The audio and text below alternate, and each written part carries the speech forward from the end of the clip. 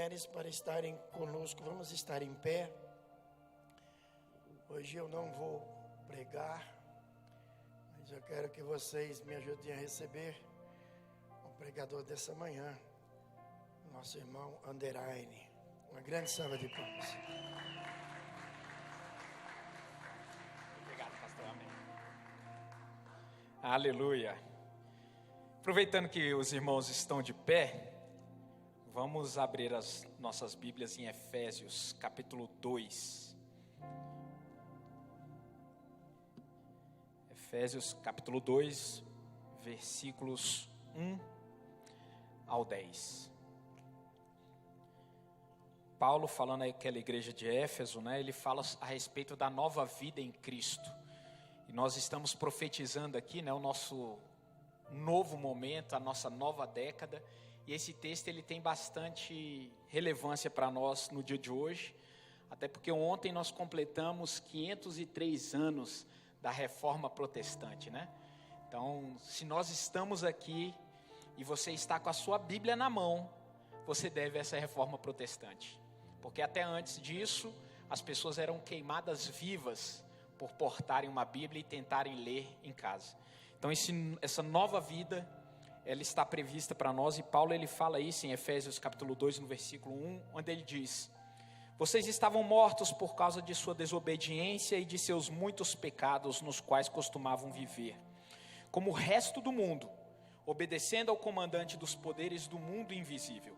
Ele é o Espírito que opera no coração dos que se recusam a obedecer. Todos nós vivíamos desse modo, seguindo os desejos ardentes e as inclinações de nossa natureza humana. Éramos por natureza merecedores da ira como os demais. E aí vem o turning point, como o nosso bispo costuma dizer. Mas Deus é tão rico em misericórdia e nos amou tanto, que embora estivéssemos mortos por causa de nossos pecados, Ele nos deu vida juntamente com Cristo. E aí vem o ponto que eu quero que você centre nessa manhã. É pela graça que vocês são salvos, pois Ele nos ressuscitou com Cristo e nos fez sentar com Ele nos domínios celestiais. Porque agora estamos em Cristo Jesus, aleluia. Portanto, nas eras futuras, Deus poderá apontar-nos como exemplos da riqueza insuperável da sua graça, revelada na bondade que Ele demonstrou por nós em Cristo Jesus. O apóstolo Paulo ele faz questão de repetir isso, e eu quero que você também guarde isso no seu coração. Versículo 8: vocês são salvos pela graça, por meio da fé. Isso não vem de vocês, é uma dádiva de Deus. Não é recompensa pela prática de boas obras, para que ninguém venha se orgulhar. Pois somos obra-prima de Deus, criados em Jesus Cristo, a fim de realizar as boas obras que Ele antemão planejou para nós. Deus, eu te agradeço por essa leitura da Tua palavra e te peço que a Tua boa mão esteja estendida sobre nós, nos dando, Senhor, entendimento, conhecimento, sabedoria e capacitação, para entendermos que a graça nos basta, mas que a partir da graça as obras são necessárias. Deus abençoe sua vida, tome seu assento. Que Deus, procurarei ser bem rápido, sucinto, mas eu gostaria de trazer alguma meditação a respeito desse momento em que nós estamos vivendo. Como eu falei ontem, nós completamos 503 anos da Reforma Protestante. Para você, que está nos assistindo, ou você que está aqui, que não sabe do que isso se trata, há 503 anos atrás, exatamente no dia 31 de outubro de 1517, um monge, um padre augustiniano, ele vai na Alemanha e prega na porta da igreja de Wittenberg 95 teses sobre as mazelas que a igreja até então estava vivendo e das coisas erradas que estavam acontecendo dentro da igreja. E esse monge, esse bispo, e esse agostiniano, ele prega, afixa na porta do templo da igreja essas 95 teses. Esse é considerado o início da Reforma Protestante. E eu me motivei a falar sobre esse tema que está em Efésios capítulo 2, quando eu vi no Facebook do nosso bispo, ele vestido como Martinho Lutero, né? Ele visitou algum tempo atrás essa igreja de Wittenberg, e ele estava lá vestido com os paramentos daquela época, e eu me motivei a isso, porque a nossa história, irmãos, e o pastor falou isso numa mensagem passada, o seu passado ele não define quem você é, mas você é fruto das suas histórias, das suas vivências, das suas capacitações passadas, e a nossa história, aquilo que nós vivemos, aquilo que nós entendemos no passado, nos motiva, nos capacita e nos orienta ao nosso futuro. Nós vivemos aqui, o pastor bem disse, né, nós temos 12 anos aí de conferência global, e a cada ano nós temos, nos padrões do que nós vivemos, algo para a nossa nova década, né, algo para o próximo ano. E nesse propósito, irmãos, eu meditando a respeito da vida de Martinho Lutero, eu peguei esse livro aqui, Heróis da Fé, é um livro da CPAD, na verdade, não tem na editora Chara, mas ele conta a história de 12 homens, né, que mudaram a história da nossa contemporaneidade. Todos que trouxeram Bíblia, você que tem Bíblia no seu celular, levante aí a sua Bíblia, mostre aí, ou no seu celular, ou a Bíblia física.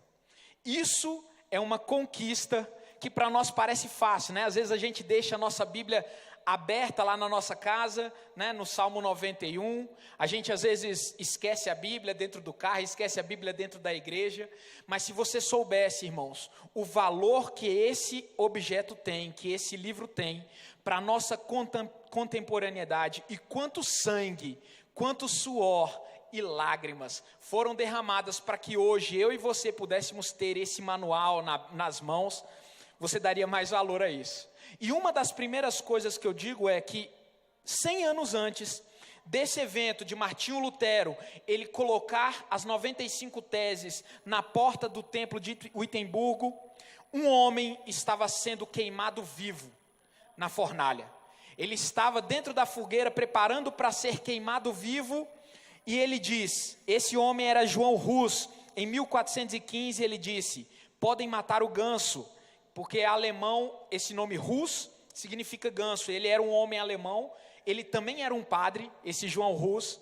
Ele era 100 anos antes de Martinho Lutero, né, ter pregado. Ele era um homem que também já havia se levantado, né, para pregar sobre o sacerdócio universal, contra a instituição de um homem, né, necessário para fazer a mediação entre Deus e os homens, e por causa disso ele foi condenado à fogueira. Enquanto ele estava preparando-se para o seu martírio, ele diz, vocês podem matar o ganso, falando sobre si mesmo, mas daqui a 100 anos, Deus suscitará um cisne que não poderão queimar. Pouco antes dele morrer, esse padre, ele faz essa profecia, e ele profetiza que a sua morte marcaria um período em que daqui a 100 anos se levantaria um homem que revolucionaria a história daquele momento. Esse homem que se levantou era Martinho Lutero, um jovem que com 21 anos, ele já tinha sido consagrado a bacharel em teologia, bacharel em filosofia, e aos 22 anos ele alcançou o grau de doutor em teologia. Ele aos 22 anos ministrava aulas nas universidades ali na Alemanha, e ele era muito devoto.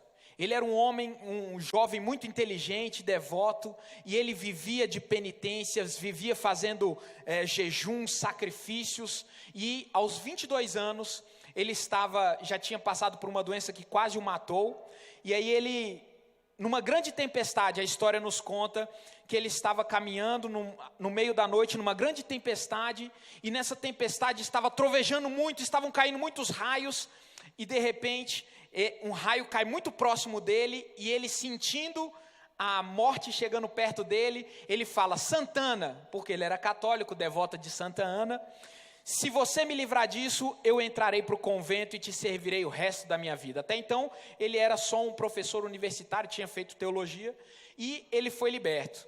Uma semana depois, ele reuniu todos os seus amigos na sua casa, e em meio às bebidas, em meio às comidas, ele vira para os seus amigos e fala, considerem-me morto a partir de agora, porque eu decidi servir a Deus.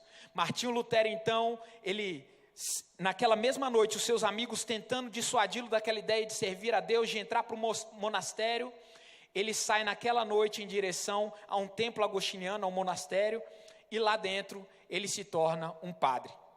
E durante esse período que ele passou, ele estudava muito, e a história nos conta palavras do próprio Martinho Lutero.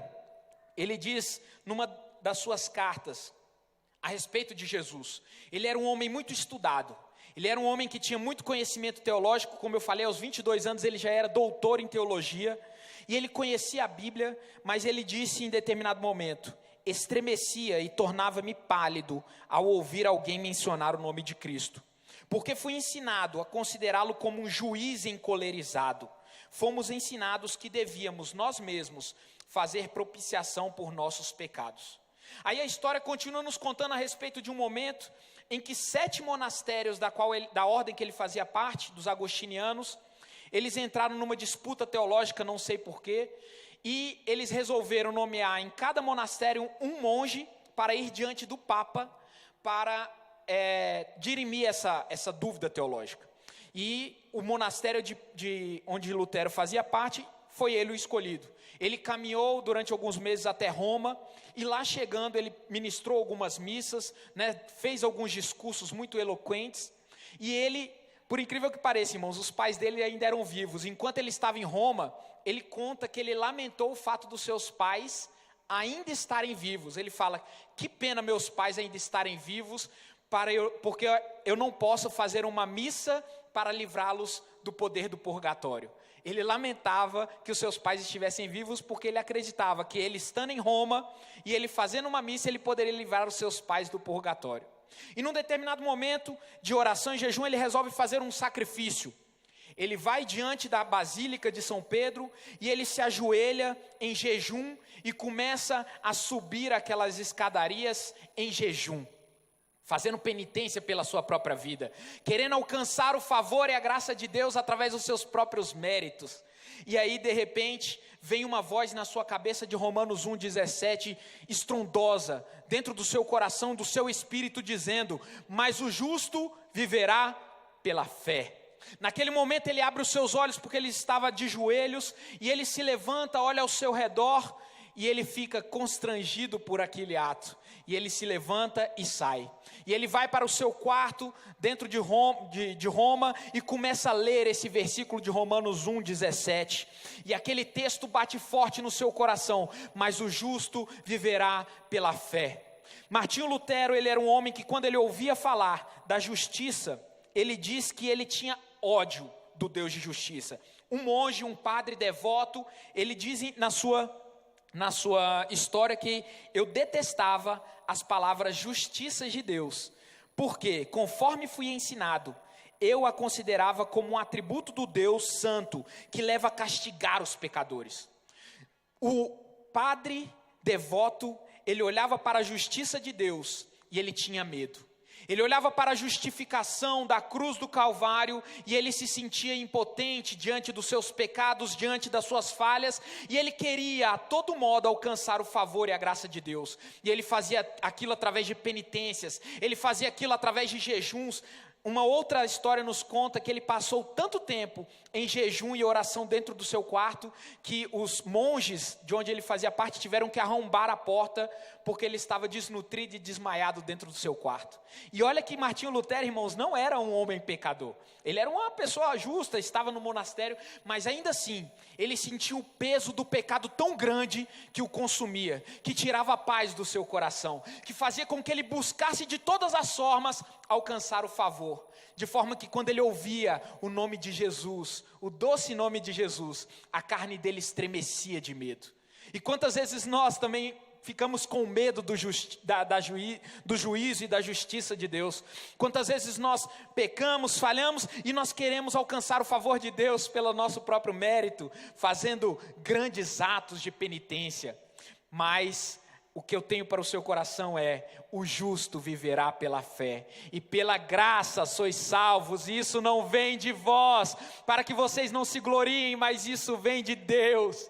Isso é a graça é favor imerecido. Não é que você mereça o amor de Deus, não é que você mereça a justificação dos seus pecados, e o ato de Deus olhar para você e te declarar como justo diante deles. Não é pelo seu próprio esforço que Deus fala através de Pedro, que você é sacerdócio real, nação santa, nação escolhida. É pela graça, e a graça é favor imerecido. Não há nada que você possa fazer para alcançar o favor de Deus. E ao perceber isso, enquanto ele estava em Roma, e essa palavra falava forte ao coração dele, Martinho Lutero, ele vê as indulgências que eram passadas em Roma e nos seus arredores.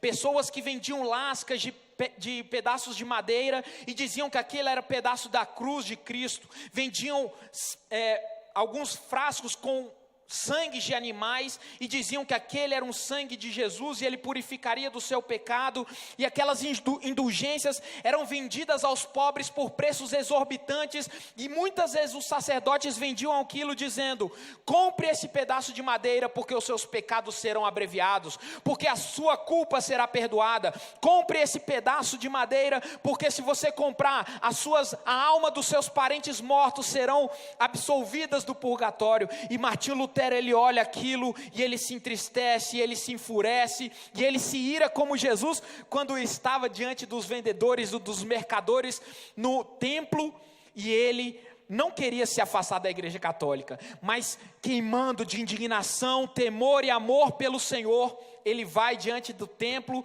e cola aquelas 95 frases para que o bispo levasse até o Papa, porque até então ele acreditava que o Papa, estava alheio a tudo isso. E quando ele cola aquelas 95 teses, ele começa a ser perseguido. O Papa o chama e diz que se ele não se retratasse por aquilo que ele falava, que a salvação não é pelas obras, que a salvação é pela fé, ele seria queimado vivo. Assim como foi queimado vivo 100 anos atrás João Hus, que defendia que você e eu somos sacerdotes de Jesus Cristo, que você não precisa ser consagrado pelo Papa, que você não precisa estudar 7 anos de teologia, mas que você tem no Espírito Santo, você é sacerdócio real de Jesus. João Hus foi condenado por isso. E 100 anos antes de João Hus, John Wycliffe também foi queimado vivo na fornalha, enquanto cantava louvores ao Senhor. Sabe por quê, irmãos? Porque ele traduziu a Bíblia para o inglês. Até 1400 anos, você carregar uma Bíblia e ler ela na sua casa, você era um herege, você era um pecador, você era alguém digno de ir para o inferno e ser queimado vivo, porque você lia e tinha a palavra nas mãos. John Wycliffe, em 1318, foi queimado vivo, e enquanto ele queimava, ele falava: Pai, perdoa, porque eles não sabem o que fazem, e ele louvava a Deus até o seu último suspiro. E o pecado dele foi ter trazido a Bíblia para a sua e para a minha mão. Hoje você tem a oportunidade de ler e adorar a Deus e conhecer sobre o seu amor, sobre a sua graça, mas naquele tempo eles não tinham. Tanto que Martinho Lutero, irmãos, quando ele estudava na faculdade, ele encontrou uma Bíblia, e essa Bíblia ficava presa no pé da escrivaninha e não poderia ser retirada. E ele falou numa oração, ainda antes de ir para o monastério, falando: Senhor, queria eu ter uma dádiva de ter um livro desse. Anos depois, ele ganha de presente uma Bíblia dessa, porque era raro e era muito caro. E a partir desse momento ele começa a ler. E quando ele lê a Bíblia, João 8,32 se faz presente na sua vida: e conhecereis a verdade, e a verdade vos libertará. A verdade libertou Martinho Lutero das amarras, das prisões, libertou Martinho Lutero do medo, e libertou Martinho Lutero daquela situação que ele achava que Deus era um Deus irado, pronto a condenar ao inferno. Libertou Martinho Lutero quando ele começou a ler e entender que Jesus é amor, que Deus morreu na cruz por amar a você e a mim, e que ele morreu para que nós não precisássemos passar pelo fogo e pela condenação. Ele começou a ler, começou a conhecer, e esse conhecimento libertou do medo. E é tão libertador esse conhecimento da palavra, irmãos, que a Bíblia nos diz que a história nos conta que no tempo de Martinho Lutero, há 503 anos atrás, a Alemanha e toda a Europa viviam uma pandemia pior do que a nossa. Já ouviu falar de peste bubônica? A peste bubônica é um vírus, não sei se é uma praga, né? Não sei se é vírus, deve ser um vírus. Alguém aí sabe dizer? Mas é um parasita, um mal, uma doença transmitida pela picada de uma pulga. A Alemanha e a Europa estavam infectadas naquele momento. Para você ver como a história se repete, né, meus irmãos? Na época de Jesus, os judeus que detinham a verdade perseguiram Jesus. E naquele tempo havia pragas, havia pandemias, havia mortes. A gente vê no Egito o povo sendo morto pelas pragas, e depois o povo de Israel, quando fez, né, aquele ídolo de ouro, eles sendo consumidos também por uma praga. Quando eles murmuraram do maná, né, eles foram também consumidos por uma praga. No tempo de Jesus, a igreja oficial perseguiu Jesus. Nos tempos de Martinho Lutero, a igreja oficial perseguia Martinho Lutero. A história se repete, meus amados. A perseguição, ela vem quando a verdade é estabelecida, quando a verdade vem vencer a mentira, o mal se levanta. Eu falei isso na quarta-feira passada. Quando você está preparado para Deus colocar o novo sobre a sua vida, o velho se levantará contra você, tentará guerrear contra você. Mas hoje em dia nós temos a alegria, graças à reforma protestante, de carregar a palavra de Deus nas nossas mãos e guardá-la em nossos corações, para que nós não venhamos a pecar contra Deus. Martinho Lutero, há 503 anos atrás, ele enfrentou a peste bubônica na Alemanha. E essa peste bubônica foi tão devastadora, né, não tinha controle sanitário, que a história nos diz que a metade da população da Alemanha pereceu, morreu pela peste bubônica. Também diz que um quarto de toda a população da Europa foi dizimado pela peste. Enquanto todos estavam amedrontados, enquanto todos estavam fugindo para o campo, tentando fugir da peste bubônica, inclusive a história nos conta que alguns parentes de Martinho Lutero também foram contaminados e mortos. E aqui, aqueles homens da universidade, e foi mais ou menos a mesma coisa, irmãos. Universidades fechadas, trabalhos fechados, pessoas fugindo, cheias de medo, e alguns homens notáveis daquela cultura viraram para Martinho Lutero e falaram: Martinho, fuja também, salve sua vida. Ele falou: para onde eu irei se a minha missão é pregar o evangelho?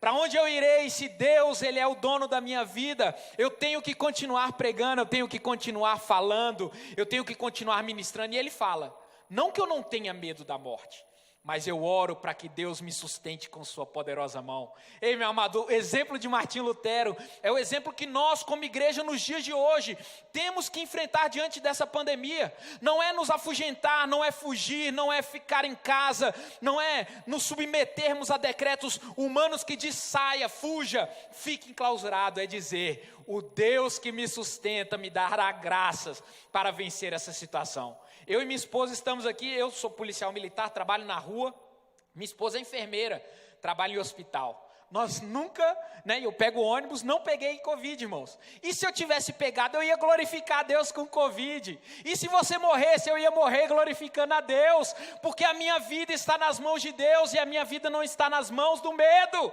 O medo não me domina, o Covid não me domina, ele não é o meu Senhor é o Senhor Jesus. E assim como João Wycliffe, que morreu sendo queimado vivo, João Hus, assim como os mártires do Coliseu que morriam diante das feras, a gente não pode se amedrontar e dizer: Deus me abandonou. Não, meus amados, porque a Bíblia nos diz que Deus não nos dá prova maiores do que possamos suportar. Ei, essa prova não é maior do que você possa suportar, e você tem que ter coragem, você tem que ter destemor, você tem que ter temor a Deus e dizer: a minha vida está nas mãos do Senhor. A sua vida está nas mãos do Senhor nessa manhã? Glorifica a Deus então, aplauda Ele. Nós não nos submetemos ao medo, e a história nos ensina isso. Um exemplo de um homem poderoso que não se submeteu aos padrões do mundo, mas através do seu conhecimento, e conhecereis a verdade vos libertará, não se submeteu. E essa reforma protestante continua até hoje. A reforma protestante não foi um evento isolado, né, e parou naquele momento. Você é um reformador. A cada momento que você conhece da palavra, e eu sou um reformador porque eu vim, irmãos, de uma outra teologia que eu precisei ser reformado. Uma teologia arcaica, né, uma teologia parcial que só prega metade do evangelho, o evangelho da salvação, que é o famoso Jesus cura, salva, batiza, liberta, batiza com o Espírito Santo e manda para o céu. Como se a nossa vida cristã fosse apenas lá em cima, no futuro, e esquece aquilo que temos que viver nessa terra. Assim como Martinho Lutero, ele se penitenciava com o medo do inferno e esquecia as boas dádivas nesse momento. Mas a partir do momento que ele leu, mas o justo viverá pela fé, tudo mudou. Ei, a graça nos basta. Nós somos salvos pela graça, mas não foi de graça, um alto preço foi pago. E por que eu gostei de falar sobre isso? Porque eu me lembrei do que nos torna irmãos em Cristo. Assim como na comunidade das nações, né, nós temos um posicionamento. Se você for na igreja presbiteriana, por exemplo, você vai ter comunhão com os irmãos da presbiteriana, da Assembleia de Deus, né? Se você for numa batista. Agora, e se você for numa igreja como, por exemplo, a igreja dos santos, Jesus Cristo dos santos dos últimos dias? Você considera que existe a mesma comunhão? Ou, por exemplo, na Adventista, Testemunhas de Jeová? Quais são os pontos que fazem com que eu, na comunidade das nações, consiga entender que mesmo tendo pontos tão divergentes como, por exemplo, os presbiterianos que acreditam na eleição incondicional, uma vez salvo, salvo para sempre, da graça irresistível, eu ainda consiga ter comunhão com ele, né? Mas, por exemplo, na igreja de Jesus Cristo dos santos dos últimos dias, eu não consiga ter essa mesma comunhão. E isso é o fruto da reforma protestante. Em síntese, existem 5 pontos que cada um de nós pode estudar e manter em mente para saber se aquela igreja ela está no centro da vontade de Deus. E isso é fruto da reforma protestante. 5 solas são os 5 princípios fundamentais da reforma protestante. Eu vou, para terminar, só descrevê-los aqui para que você entenda que nós, como igreja de Jesus Cristo, libertos das amarras do pecado e das falsas ideologias, se nós estivermos dentro desses 5 sola, ou seja, desses 5 somente, nós temos comunhão com as outras igrejas. Mas qualquer né, qualquer doutrina, qualquer posicionamento, qualquer ensinamento que fuja desses 5 sola que eu vou passar aqui para vocês, você vai dizer como Paulo disse em Gálatas: seja anátema, seja maldito. 5 pontos que os reformadores eles falaram sobre as coisas que aconteciam na igreja daquela época e que eles viram que era contra a palavra de Deus. O primeiro deles, somente a fé. Romanos capítulo 1, versículo 17, fala que o justo viverá pela fé. Esse é o primeiro ponto do sola, né, da reforma protestante, que diz assim especificamente, né? Romanos 1, versículo 17. As boas novas revelam como Deus nos declara justo diante dele, o que do começo ao fim é algo que se dá pela fé. Como dizem as escrituras, o justo viverá pela fé. Até então as igrejas, a igreja católica, ela acreditava que a salvação não vinha pela fé.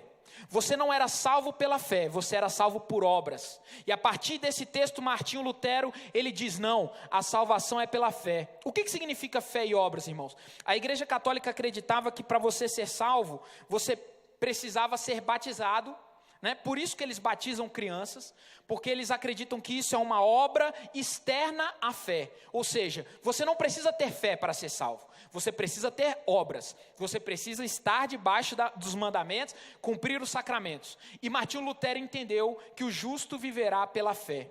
Então, somente a fé é o princípio da reforma cristã que diz que você, para ser salvo, você precisa fé e não de obras. A fé é uma consequência, é um porvir, né? A fé sem obras é morta, mas para você ser salvo, você não precisa das obras, você não precisa, né, de sacramento, dar esmola, comprar indulgências. A sua salvação é pela fé. O segundo ponto que os reformadores eles dizem, né, que nos trazem comunhão com os outros, né, as outras denominações, é somente a Escritura.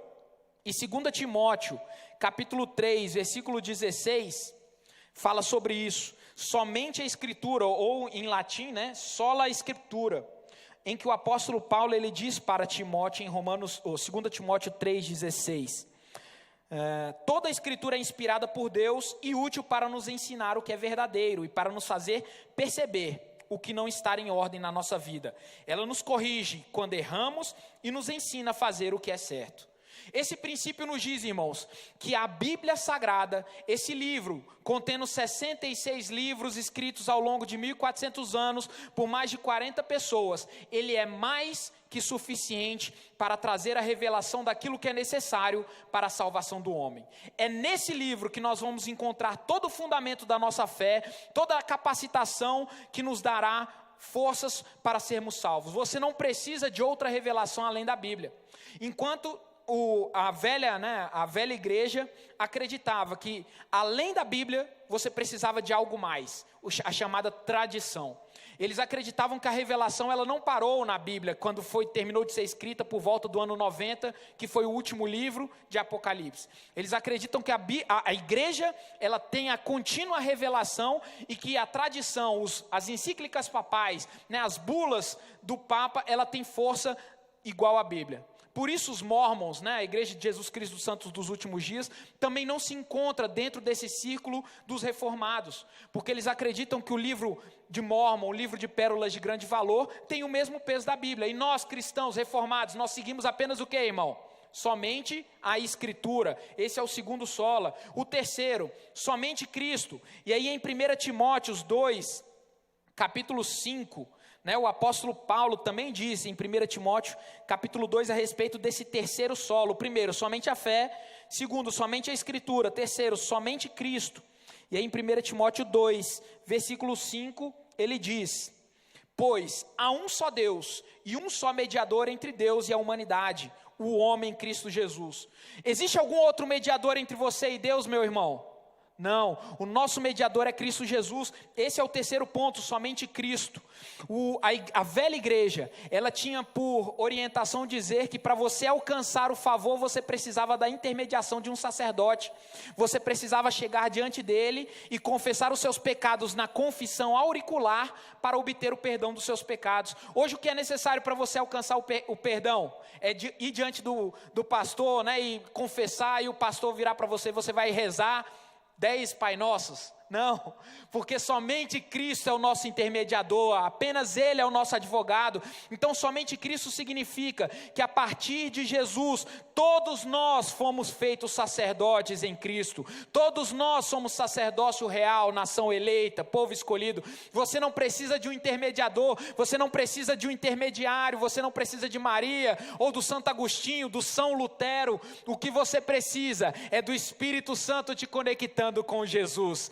Ele é o seu mediador, Ele é o único e suficiente Salvador. Esse é o terceiro solo. O quarto sola é somente a graça. Efésios capítulo 2, versículo 8, a gente já leu, Mas o justo viverá pela fé, não. Pela graça sois salvos, isso não vem de vós. Somente a graça e somente a fé são dois argumentos do mesmo princípio. Enquanto somente a fé, se contrapunha ao fato de você ter que fazer obras dentro da igreja,